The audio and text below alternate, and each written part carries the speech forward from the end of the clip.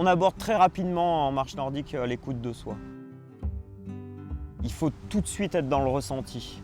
Si on veut obtenir le plaisir, il faut aller vers ce vecteur-là du ressenti. Le ressenti du bâton, le ressenti du sol, le ressenti du mouvement, de l'amplitude, le ressenti de l'espace aussi dans lequel on s'insère. Au niveau de son corps, au niveau de sa gestuelle, on va se redresser.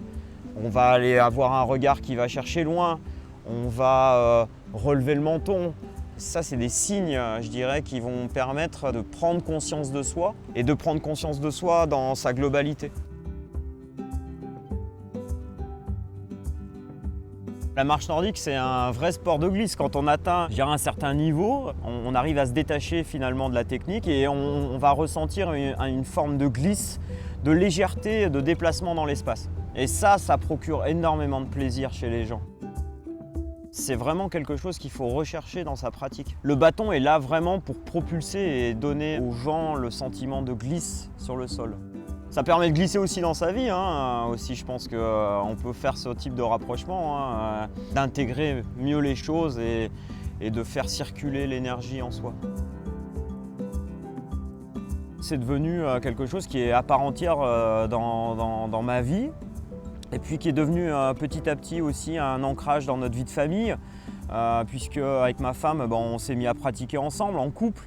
On a construit des aventures aussi avec ce sport, au travers de ce sport, parce qu'on s'est aperçu que ça pouvait être un vecteur complètement magique pour aller vers les autres, pour rentrer en contact avec les autres, avec d'autres pays, d'autres cultures.